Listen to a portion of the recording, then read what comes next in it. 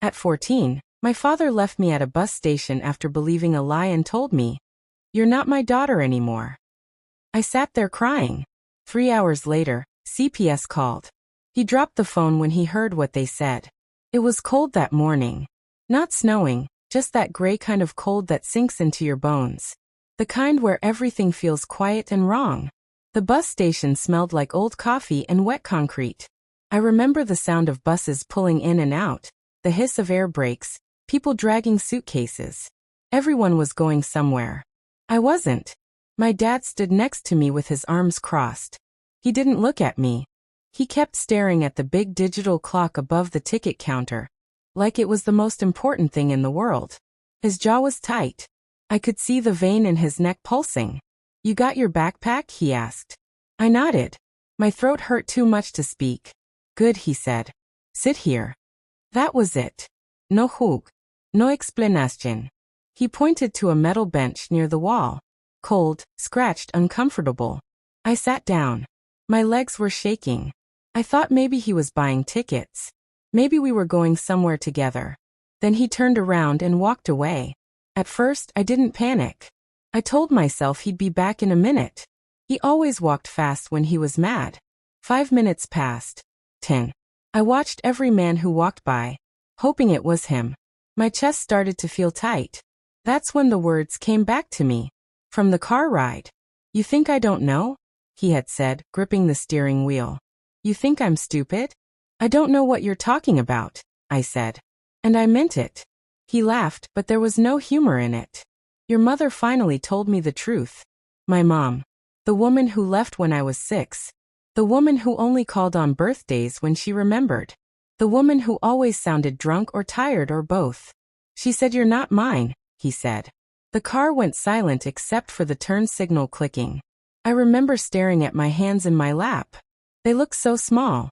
"That's not true," I whispered. "She said she cheated," he continued. "Said she didn't know who your real father was. Said she lied to me for years." I felt like the world tilted. "She's lying," I said louder. "She hates you. You know that." He slammed his hand on the wheel. "Don't talk about her like that." That's when I knew something was really wrong. My dad had always been strict. Cold sometimes. But he was my dad. He raised me alone after my mom left. He worked late. He forgot school events. He yelled a lot. But he was there. Or at least I thought he was. When we pulled into the bus station, I thought maybe we were going to the courthouse. Or to see a doctor. Or anywhere that would fix this. Instead, he told me to sit. And he left. After 30 minutes, my eyes burned from crying. I tried calling him. Straight to voicemail. I texted. Nothing. I didn't have much battery left. I didn't have money. I didn't have anyone else to call. People started looking at me. A woman with a red coat frowned and whispered to her friend. A security guard walked past twice, slower the second time. I hugged my backpack to my chest. Inside it were my school notebooks, a hoodie, and a photo of me and my dad from when I was 8. We were at the lake. He had his arm around me. We both looked happy. I stared at that photo like it was proof I existed. I kept thinking, if I stay right here, he'll come back. An hour passed. Then 2. My phone buzzed once. Unknown number. "Hello." My voice cracked. "Is this Emily?" a woman asked. "Yes," I said quickly. "My dad." "This is Child Protective Services." My heart dropped so hard I thought I might throw up. "We received a call about a minor left unattended at the central bus station," she continued calmly. I looked toward the entrance. And that's when I saw him. My dad was standing by the door, talking on his phone. He looked annoyed. Like this was an inconvenience. Not like his 14-year-old daughter had been abandoned on a metal bench. I stood up. My legs felt numb. "He's here," I said into the phone. "My dad is here." There was a pause. Then the woman said, "Put the phone on speaker." I did. She said his name. Clear. Firm. He froze. I watched his face change as she spoke. Confusion. Then fear. Then something like panic. "Sir," she said, "leaving a minor child in a public place without supervision is considered abandonment." His hand started shaking. The phone slipped from his fingers and hit the floor. And in that moment, I realized something that would take me years to fully understand. He wasn't scared of losing me. He was scared of getting caught. That was the first time I understood what it really meant to be unwanted. They didn't let him talk to me. 2 CPS workers came in through the glass doors. A man and a woman, both wearing plain jackets. Calm faces. The kind of calm that feels heavy. They stood between me and my dad without even touching him. Like an invisible wall. "Emily, come with us," the woman said softly. I looked at my dad. I was waiting for him to say something. Anything. To explain. To yell. To tell them they were wrong. He didn't. He just kept saying, "This is a misunderstanding," over and over, like if he repeated it enough, it would turn true. They walked me to a small office near the restrooms.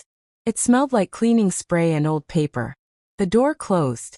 The sound of the bus station disappeared, like someone turned the world down. The woman gave me a tissue. I didn't realize my face was wet until then. "Did your father leave you here intentionally?" she asked. I nodded. "How long were you alone?" "I don't know. A few hours." "Did he give you money? Food? A plan?" I shook my head again. She wrote everything down. The sound of her pen scratching the paper felt loud. Too loud. The man asked, "Where is your mother?" I laughed without meaning to. It came out wrong. Almost hysterical. "She doesn't want me," I said. "She never did." They exchanged a look. That's when I knew I wasn't going home that night. They told me to grab my backpack. I walked past my dad.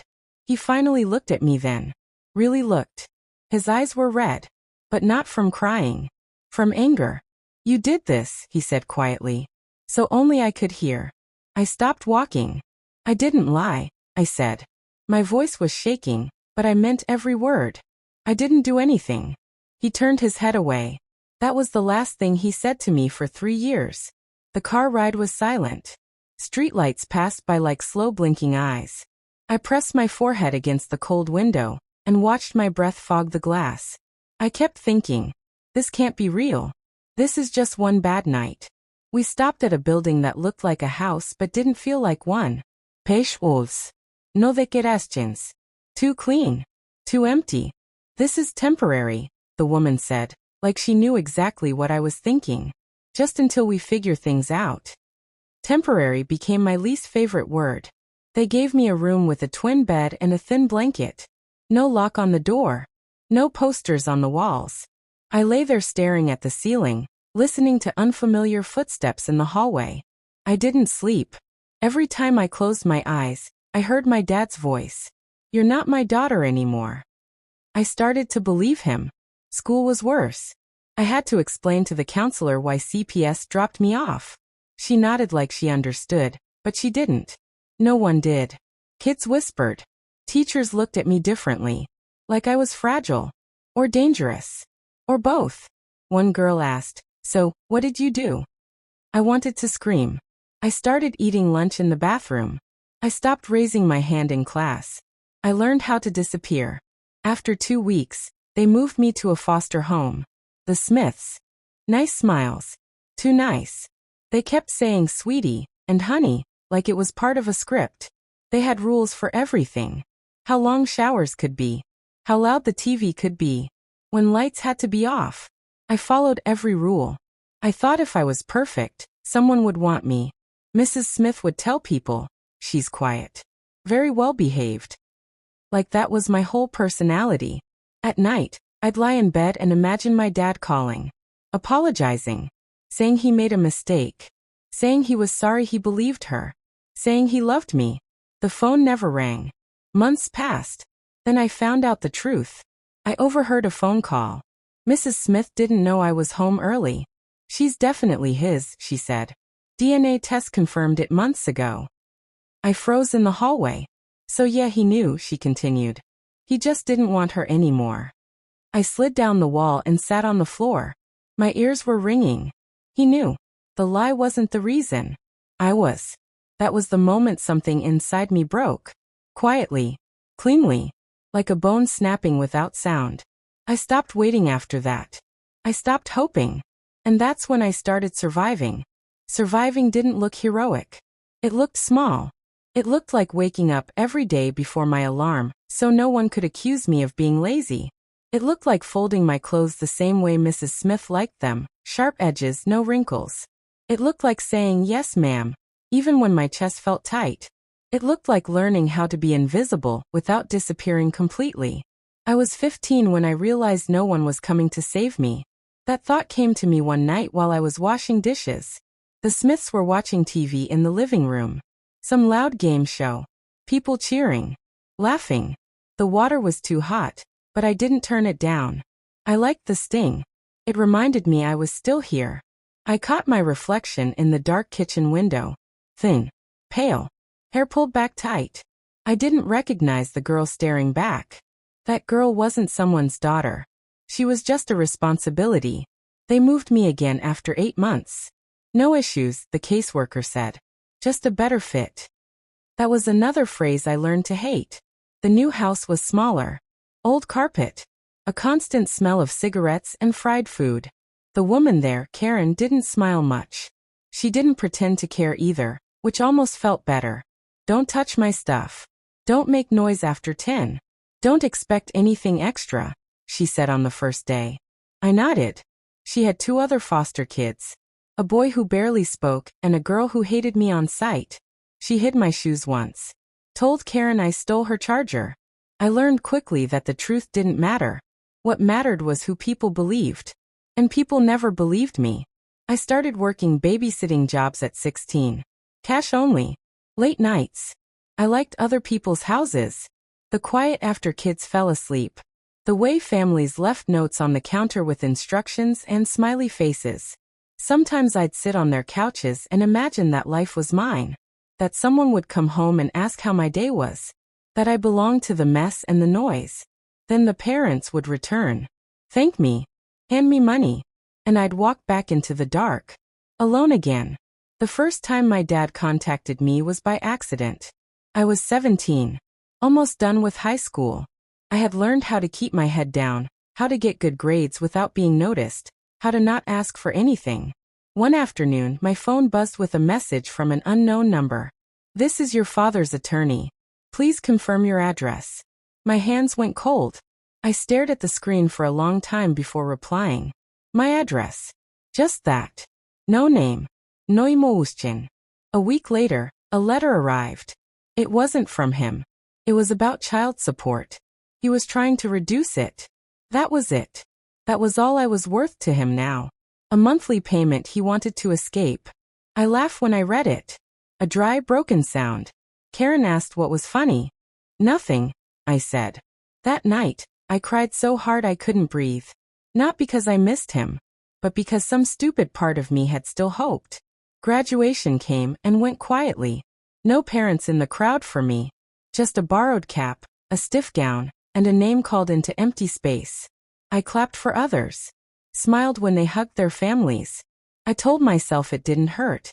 It did. I aged out of the system 2 weeks after turning 18. They gave me a pamphlet. A list of shelters. A handshake. Good luck, the caseworker said. Luck had never followed me. I rented a tiny room above a laundromat. The walls shook every time machines ran. The air smelled like soap and damp heat. I worked 2 jobs. Diner in the mornings. Grocery store at night. I was always tired. But for the first time, every decision was mine. No one told me when to sleep. No one checked my phone. No one punished me for existing. Freedom tasted like exhaustion. Then came the second twist.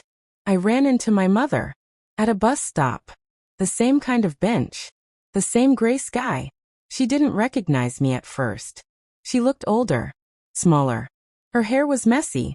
Her eyes darted around like she was always expecting something bad to happen. Emily, she said finally. I didn't answer. I thought it was you, she continued. You look just like. Don't, I said. She flinched. We sat in silence. Buses came and went. I never meant for things to turn out like that, she said quietly. I laughed. This time it was sharp. You lied, I said. You destroyed my life with one sentence. She shook her head. I didn't think he'd leave you. I thought he'd fight. So did I replied. That was the moment I understood something terrifying. Adults don't always know what they're doing. Sometimes they just make choices and let children pay for them. I stood up when my bus arrived. Don't contact me again, I said. She didn't stop me. And somehow, that hurt the most. By 19, I was tired of being underestimated. Tired of being quiet. Tired of surviving. I didn't know it yet, but everything was about to change. And the man who left me at that bus station? He was about to learn what happens when the girl he abandoned stops being afraid. Change didn't come like a movie moment. No sudden confidence. No big speech in the mirror. It came quietly. Slowly. Almost by accident. I was 19 and exhausted in a way sleep couldn't fix. One night at the diner, a customer snapped his fingers at me like I was a dog. Hey, sweetheart. Coffee. Something inside me went still. I poured the coffee. Set it down. Looked him in the eyes. My name is Emily, I said. Come. Flat. You can use it. He blinked. Laughed awkwardly. His friends went quiet. My hands were shaking when I walked away. But I didn't feel small. That scared me more than anything. I started speaking up after that. Not loudly. Not dramatically. Just enough. I asked for more hours at work. I corrected people when they got my name wrong. I stopped apologizing for things that weren't my fault. Each time felt like stepping onto thin ice, waiting for it to crack. It didn't. The third twist came from a place I didn't expect. College. I didn't plan to go. It felt like something for other people. People with parents. People with backup plans. But a counselor at the grocery store noticed me studying on my breaks. We talked. She pushed me to apply for a local community college. You're smarter than you think, she said. I almost didn't believe her. Almost. I got in. With financial aid. Barely enough. But enough. I took night classes. Psychology. Writing. Sociology. Subjects that explained the world I grew up in. For the first time, my pain had language. Abandonment. Gaslighting. Emotional neglect. I wasn't broken. I was injured. And injuries could heal. That's when my father reappeared. Not in person. On Facebook. A suggested post. Mutual connections. His name. His face. Older. Grayer. Smiling. He had a new family. A wife. A little girl. About 8 years old. My chest went hollow. I clicked on the profile before I could stop myself. Photos of birthdays. Zoo trips. School awards. Captions like so proud to be a dad. I stared at the screen until my eyes burned. So he could be a father. Just not to me. I didn't cry that night. I felt something colder. Clearer. I started writing. Not poetry. Not fiction. Truth. I wrote about the bus station. The bench. The silence. The way he turned his head away. I wrote about CPS. Foster homes. Aging out. Working until my feet hurt. I didn't plan to share it. But one night, after too little sleep and too much memory, I posted it online. No names. No accusations. Just my story. I expected nothing. I woke up to hundreds of comments. Thousands. People saying this happened to me. People saying, I thought I was alone. People saying, you made me feel seen. My hands shook as I scrolled. For years no one listened. Now strangers were. The post spread. Someone messaged me privately. I think I know who you're talking about. My heart slammed. They told me my father was well known in the community. Respected. On boards. Donated to charities. Loved telling people what a great dad he was. He always talks about his daughter, the person wrote. I didn't know there were two. Two. I stared at that word for a long time. Then came the message I never expected. From him. We need to talk. No apology. No explanation. Just control. I didn't answer. A week later, another message. You're spreading lies. Take it down. I laughed. Out loud. Alone in my tiny room. For years, I had begged him to hear me. Now he was begging me to be quiet. I agreed to meet him. Not for closure. For clarity. We met at a cafe. Neutral ground. Public. Bright. He looked uncomfortable, kept checking around like someone might recognize him. You embarrassed me, he said first. Not are you okay? Not I'm sorry. I was 14, I replied. He sighed. You don't understand how hard that time was for me. I leaned forward. My hands were steady. You left a child at a bus station, I said. Then you built a life pretending she didn't exist. He opened his mouth. I stood up. You don't get to explain yourself anymore, I said. You already chose. I walked out before he could respond. My legs felt weak, but my heart felt light. That night, I deleted nothing. I kept writing, and somewhere between the words and the truth, I stopped being the girl on the bench. I became the woman who stood up and walked away. And the final reckoning? It was closer than he thought. The fallout didn't explode all at once. It unraveled. Slowly. Quietly. The way lies always do. I didn't tag him. I didn't name him. I didn't ask anyone to take sides. I just kept telling the truth. Mine. Over and over, in plain words. No angir. No exageración. And that's what made it dangerous. People started connecting dots on their own. Someone reposted my story with a caption. Check on the kids people abandon, not just the image adults build. Another person added. Being respected doesn't mean being good. His name started showing up in comments. Not from me. From others. I watched it happen like a storm from behind glass. 2 months later, I got an email from a local nonprofit. They thanked me for bringing concerns to light. They said they were reevaluating leadership. That was the first crack. Then another message. Then another. A board position quietly ended. A speaking event postponed. A fundraiser canceled due to scheduling issues. No public scandal. No headlines. Just doors closing. The way mine once did. He called me. Not texted. Called. I let it ring. Then I answered. What do you want? I asked. You ruined my life, he said. His voice was thin. Strained. I leaned back in my chair. Looked at the ceiling of my apartment. The same ceiling I once cried under. The same room where I built myself from nothing. No, I said calmly. I told the truth. There's a difference. You could have talked to me, he snapped. I tried, I said. For years. You walked away. Silence. Then quieter. She's asking questions. I knew who he meant. The little girl. My stomach twisted. Not with guilt. With something heavier. That's not my responsibility, I said. It never was. He whispered my name like he used to when I was little. I closed my eyes. You don't get to use my pain to protect yourself, I said. You already took enough. I hung up. He never called again. Life didn't magically become easy after that. I still worked. Still studied. Still carried scars no one could see. But something had shifted. People started inviting me to speak. Small groups at first. Foster youth programs. Community colleges. Rooms full of quiet faces that looked like mine once did. I told them the truth. That healing isn't pretty. That strength doesn't always roar. That survival is a skill you learn when no one gives you a choice.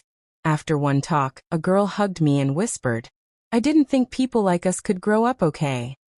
I held her tighter than I meant to. We can, I said. We do. One evening, months later, I sat at a bus station. Not because I had nowhere to go. Because I chose to. Same kind of bench. Same gray light. Different city. I watched families pass. Teenagers glued to their phones. People waiting. Leaving. Arriving. I thought about the girl I was at 14. Crying. Confused. Certain she had been discarded because she wasn't enough. I wish I could sit next to her. Put an arm around her shoulders. I'd tell her this. You weren't abandoned because you were unlovable. You were abandoned because someone was weak. I stood up when my bus arrived. Not shaking. Not afraid. I knew where I was going.